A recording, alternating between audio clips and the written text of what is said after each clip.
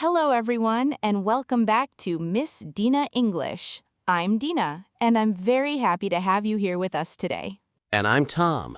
Whether you're listening at home, on the bus, or during a walk, thank you for spending a few minutes with us.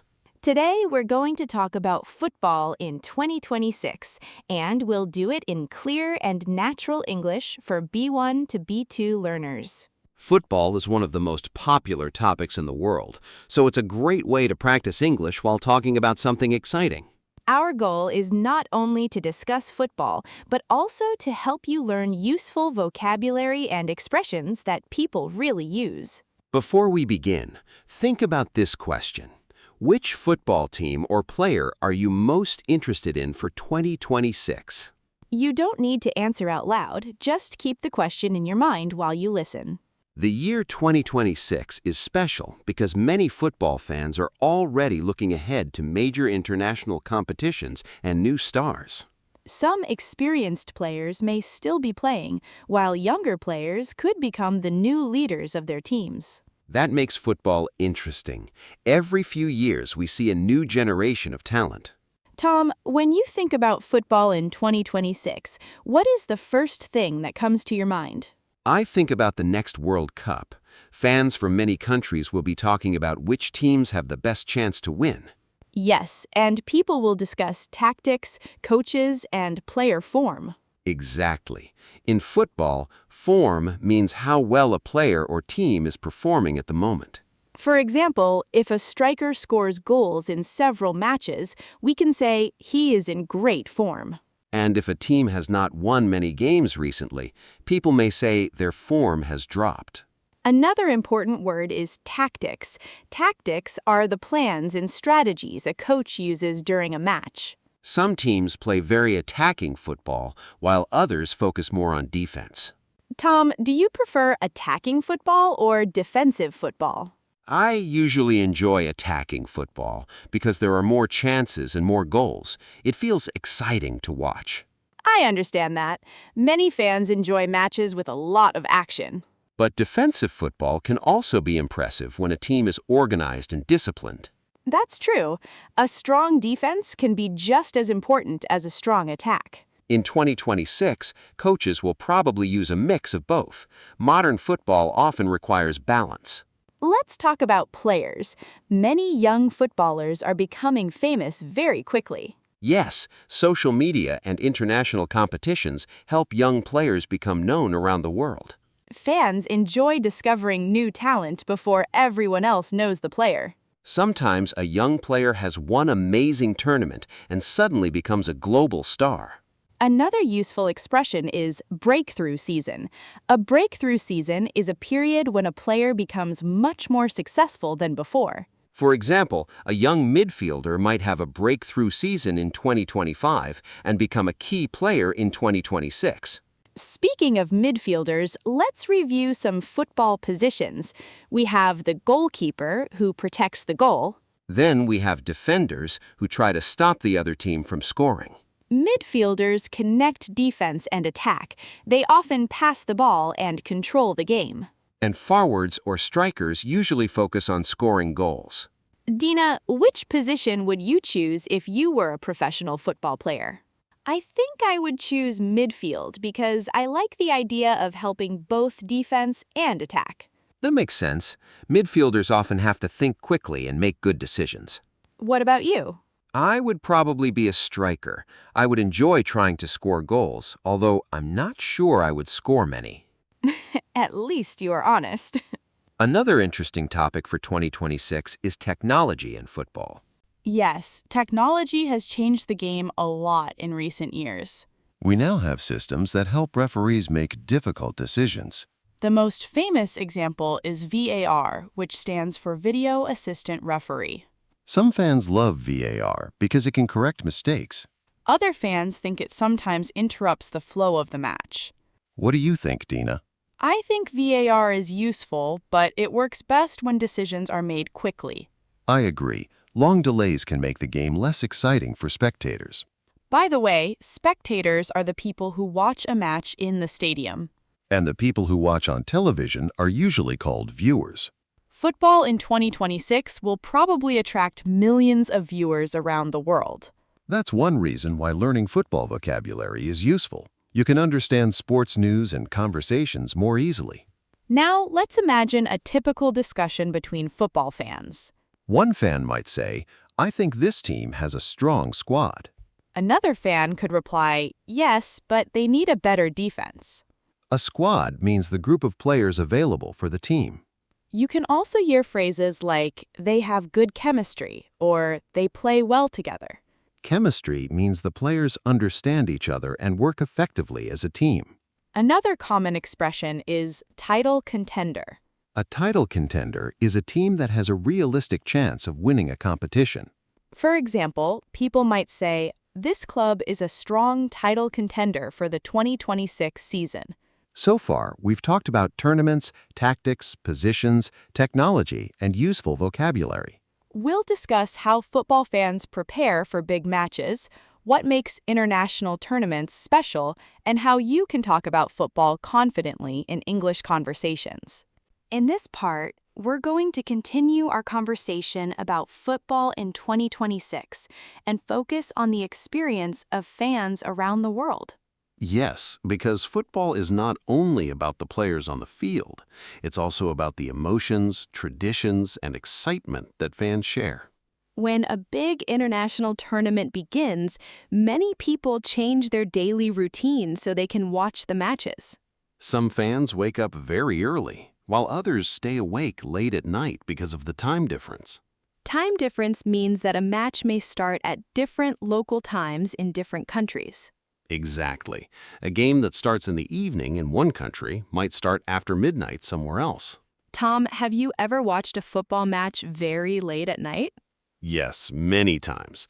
Sometimes I told myself I would only watch the first half, but then the match became exciting and I stayed awake until the end. I think many football fans can relate to that. Another interesting part of football culture is watching matches with friends or family.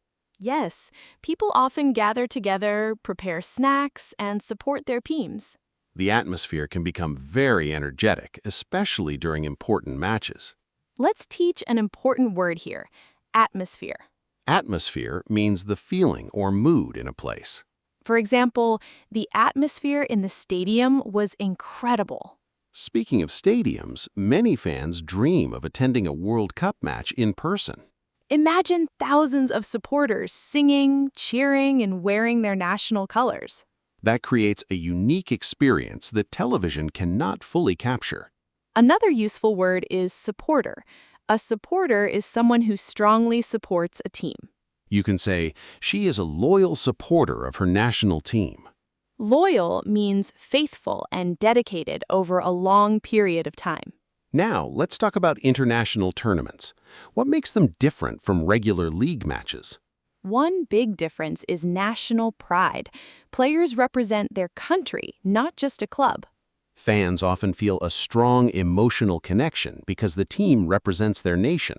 Another difference is that teams usually have less time to train together. That means coaches must build teamwork quickly. Teamwork is extremely important in football.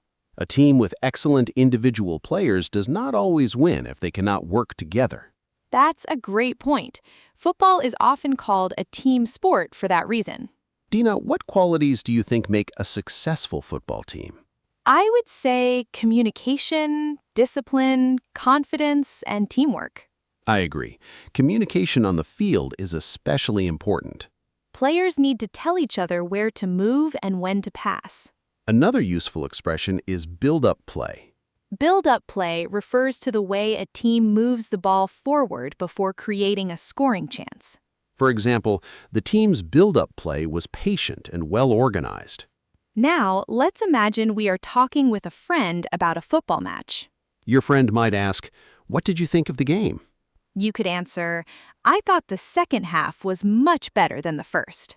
Or you could say, "The goalkeeper made some excellent saves." A save is when the goalkeeper stops the ball from going into the goal. Another common sentence is, "The referee made a controversial decision." Controversial means that people disagree about whether the decision was correct. Football fans often have strong opinions about referees. That is definitely true. Let's practice a few more useful expressions. They dominated possession. This means they controlled the ball for most of the match. They created several chances. This means they had multiple opportunities to score. The match ended in a draw. A draw means both teams finished with the same score. The team came back after being behind. This means they were losing, but later improved and equalized or won. Comebacks are often some of the most memorable moments in football. Yes, fans love dramatic matches where the result changes unexpectedly. Speaking of drama, predictions are another big part of football conversations. Before a tournament starts, everyone likes to predict which team will win. Some people analyze statistics while others simply follow their feelings. Statistics include information such as goals scored, matches won, and defensive records. Defensive record means how well a team prevents goals. A team with a strong defensive record usually concedes few goals. Another phrase you may hear is dark horse. A dark horse is a team that is not expected to win but could surprise everyone. For example, many fans think this team could be the dark horse of the tournament. I always enjoy watching dark horses because they make competitions less predictable. Me too. Surprises are part of what makes football exciting. So far, we've talked about fans, stadiums, international tournaments, teamwork, and useful football expressions. Later, we'll discuss how football can help you practice English, review key vocabulary from this episode, and give you simple sentences you can use in real conversations. The final part of our episode about talking about football in English in 2026. In this section, we'll focus on how football can help you improve your English and review some of the most useful vocabulary from today. Many learners enjoy studying English through football because the topic is interesting and easy to find online. You can watch match highlights, listen to interviews, read sports articles, and follow football discussions in English. The more you hear the same vocabulary, the more natural it becomes. For example, words like goal, pass, defense, attack, and tournament appear again and again. Repetition is very helpful for language learning. Dina, what is your favorite way to practice English with football? I like listening to short match summaries because the language is clear and focused on one topic. That's a great idea. Match summaries often include useful verbs such as score, assist, save, and concede. Let's explain concede. If a team concedes a goal, it means the other team scores against them. For example, the team conceded a late goal in the final minutes. Another useful word is assist. An assist is the pass that leads directly to a goal. You could say the winger made 2 assists in the match. Now let's practice some simple football conversations. Imagine your friend asks, "Did you watch the game yesterday?" You can answer, "Yes, I did. It was a very exciting match." Then your friend might ask, "Who was the best player?" You could say, "I think the goalkeeper was the best player because he made several important saves." Or, "The striker was excellent because he scored 2 goals." These are natural sentences that football fans use every day. Another common question is, "Who do you think will win the tournament?" You can answer, "I think they have a good chance because their squad is very strong." Notice the phrase, "have a good chance." It means the team is likely to succeed. Let's review some key vocabulary from this episode. Form.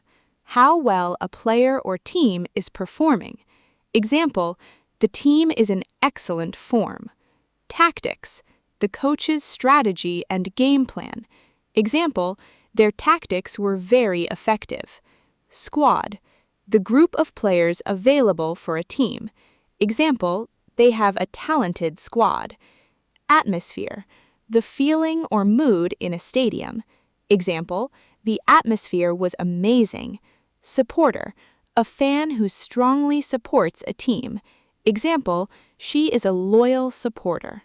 Draw. A match that ends with the same score for both teams. Example, the game ended in a draw. Comeback, recovering after being behind. Example, it was an incredible comeback. Dark horse, a team that could surprise everyone. Example, many people see them as a dark horse. Now, let's do a quick speaking practice. Repeat after me. I think this team has a strong defense. The striker is in great form. The atmosphere in the stadium was fantastic. My team came back and won the match. This country could be the dark horse of the tournament. Excellent. These sentences are simple, natural, and useful in real conversations. Before we finish, let's think again about our question from the beginning. Which football team or player are you most interested in for 2026? You can answer with a simple sentence like, I'm most interested in. Or, I think this player will have a great tournament. If you want extra practice, write your answer in English. You could write, I'm your name from your country, and I'm excited to watch. That is a simple way to practice both football vocabulary and English sentence structure. Today, we talked about tournaments, tactics, players, stadiums, supporters, technology, and useful football expressions. We also practiced natural sentences that you can use when discussing football with friends, classmates, or colleagues. Remember, you do not need perfect English to enjoy football conversations. Start with simple sentences, listen regularly, and add new vocabulary little by little. Thank you for spending this time with us. Keep practicing, keep listening, and keep enjoying English through topics you love. See you in the next episode of Miss Dina English.